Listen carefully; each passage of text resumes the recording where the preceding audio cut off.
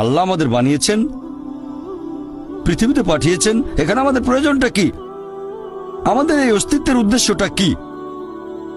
আল্লাহ এর উত্তরে বলেছেন সূরা মুলক অধ্যায় নম্বর 67 আয়াত নম্বর 2। আল্লাহ বলেছেন আল্লাযী খালাকাল মাউতা ওয়াল হায়াতা, যে আল্লাহ সৃষ্টি করেছেন মৃত্যু ও জীবন পরীক্ষার জন্য। কে তোমাদের মধ্যে কর্মে উত্তম? আল্লাহ সৃষ্টি করেছেন জীবন ও মৃত্যু পরীক্ষার জন্য। কে তোমাদের মধ্যে কর্মে উত্তম? আল্লাহ পবিত্র কোরআনে বলেছেন সূরা আলে ইমরান অধ্যায় নম্বর 3 আয়াত 185।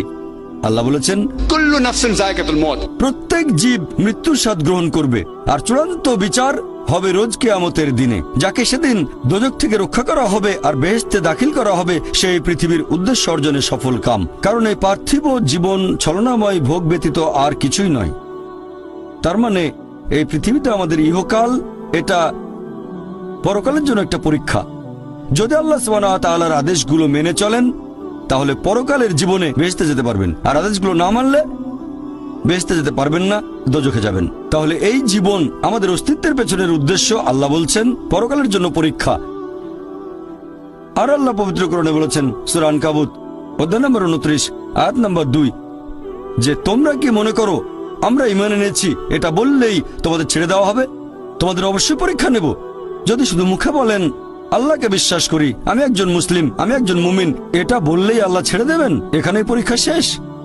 আল্লাহ বলছেন তোমরা জানো না আমি পরীক্ষা করব? শুধু বললেন আমি একজন মুসলিম, শুধু মুখে বললেন আমি বিশ্বাসী, মুখে বললেন আমি আল্লাহর কাছে নিজের ইচ্ছাকে সমর্পণ করি, তাহলে আপনাকে ছেড়ে দেওয়া হবে না। আল্লাহ অবশ্যই পরীক্ষা করবেন। আল্লাহ পবিত্র কোরআনে বলেছেন সূরা বাকারা অধ্যায় নম্বর 2 আয়াত নম্বর 155 আমি অবশ্যই তোমাদের পরীক্ষা করব ক্ষুধার ভয় দিয়ে, জীবন আর ধন সম্পদের ক্ষয়ক্ষতি দিয়ে এবং ফল ও ফসলের ক্ষয়ক্ষতি দিয়ে। আর শুভ সংবাদ দাও তাদের যারা ধৈর্যশীল। আল্লাহ সবাইকে পরীক্ষা করবেন ভয় দিয়ে, ক্ষুধা দিয়ে, জীবন আর ধন সম্পদের ক্ষয়ক্ষতি দিয়ে, ফল ফসলের ক্ষয়ক্ষতি দিয়ে। আল্লাহ অবশ্যই পরীক্ষা করবেন। আর আল্লাহ এক একজনকে এক একভাবে পরীক্ষা করেন। আল্লাহ পবিত্র কোরআনে বলেছেন সূরা আনাম অধ্যায় নম্বর 6 আয়াত নম্বর 165। আল্লাহ বলেছেন যে তিনি কিছু মানুষকে অন্যদের তুলনায় বেশি মর্যাদা দান করেছেন।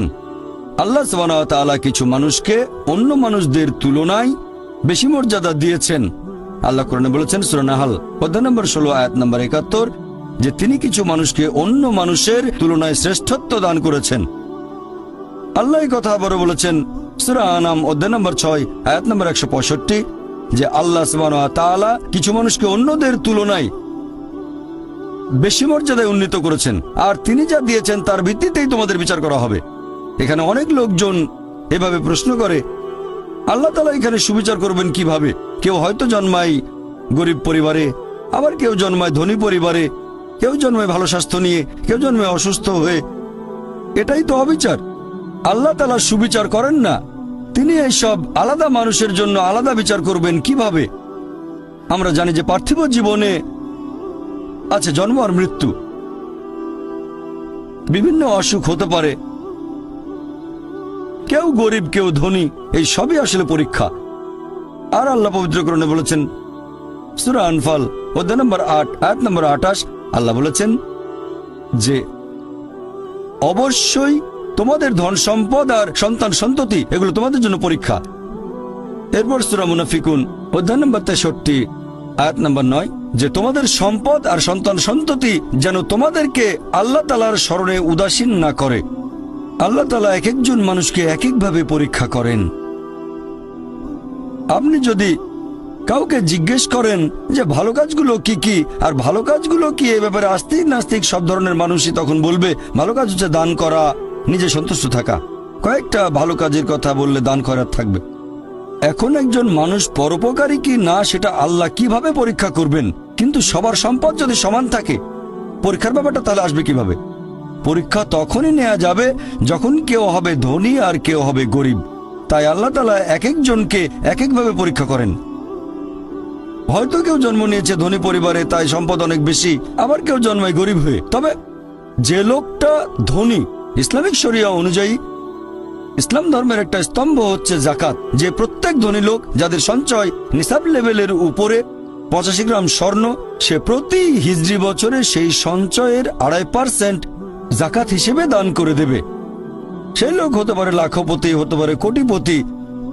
যদি সে ঠিকমতো জাকাত দেয় তাহলে সে পাবে 5 নম্বর। হয়তো সে পুরো জাকাত দিল না, সামান্য কিছু অংশ দান করলো, যা দেওয়ার কথা তার 20% দিল, যেটা দেওয়া উচিত তার সামান্য অংশ দিল, তাহলে সে ফেল করবে। আবার কেউ হয়তো জাকাতই দেবে না, একেবারে শূন্য। আর গরিব লোককে কোনো জাকাত দিতে হবে না, সেভাবে ফুল নাম্বার। কিন্তু আমরা মানুষরা এভাবে বলি, আহা বেচারা লোকটা খুব গরিব, এই লোকটার জীবনে শুধু সমস্যা আর সমস্যা। আর ধনীদের দেখে আমরা মুগ্ধ হই। আমাদের প্রিয় নবী বলেছেন যে একজন ধনী লোকের বেহেশতে প্রবেশ করা গরিবের চেয়ে অনেক বেশি কঠিন।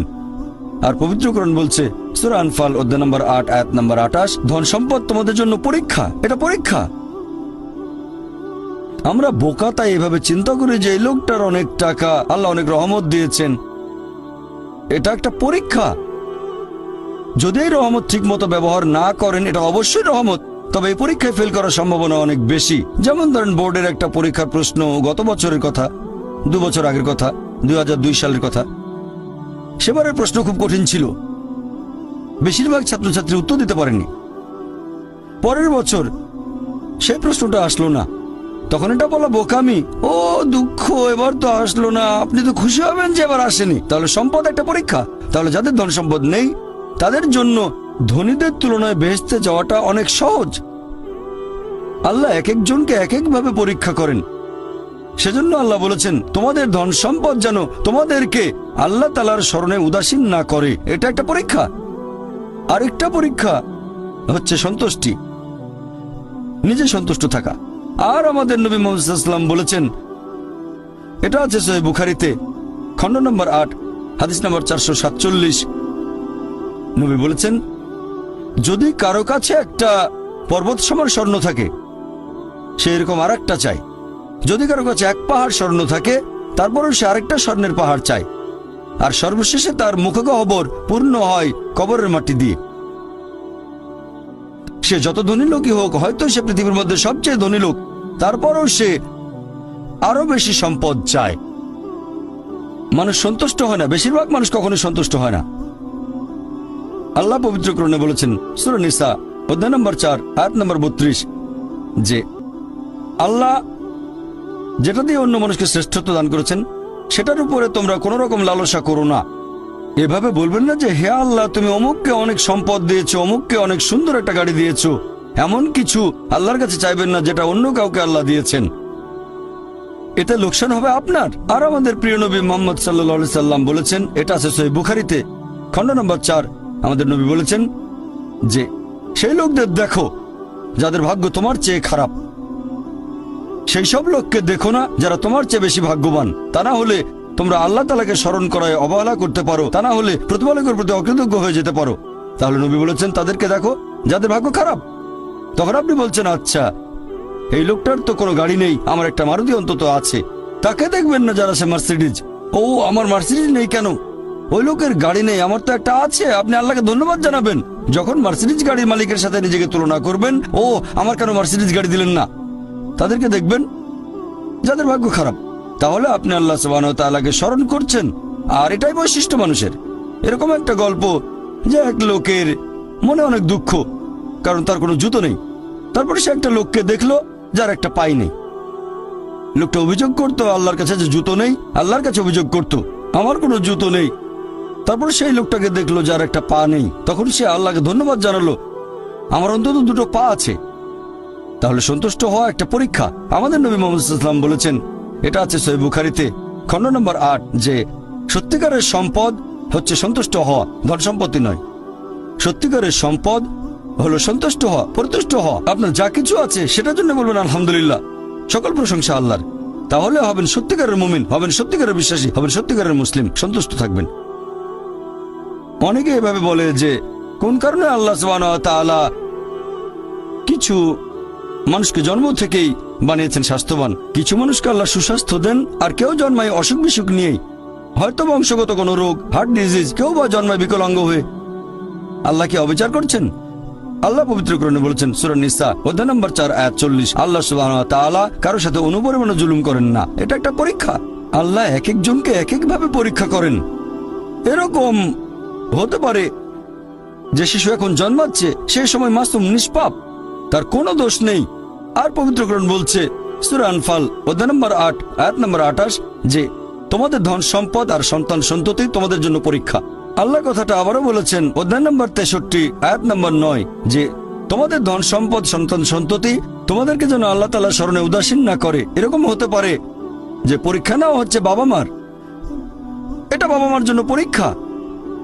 এরপর আপনারা দেখবেন যখন কোনো মানুষের উপর বিপর্যয় আসে, সেটা হয় পরীক্ষা অথবা একটা শাস্তি। যে লোকগুলো আল্লাহ তাআলার পথ থেকে দূরে সরে গেছে তাদের জন্য এটা শাস্তি, আর যারা আল্লাহর পথে আছে তাদের জন্য পরীক্ষা। হতে পারে যে বাবা মা খুব ভালো মুসলিম, 5 ওয়াক্ত নামাজ পড়েন, হয়তো যাকাত দিয়েছেন, হজ পালন করেন, রমজান মাসে রোজা রাখেন, আল্লাহ তাদের একটা সন্তান দিলেন জন্ম থেকে যার হার্টে সমস্যা।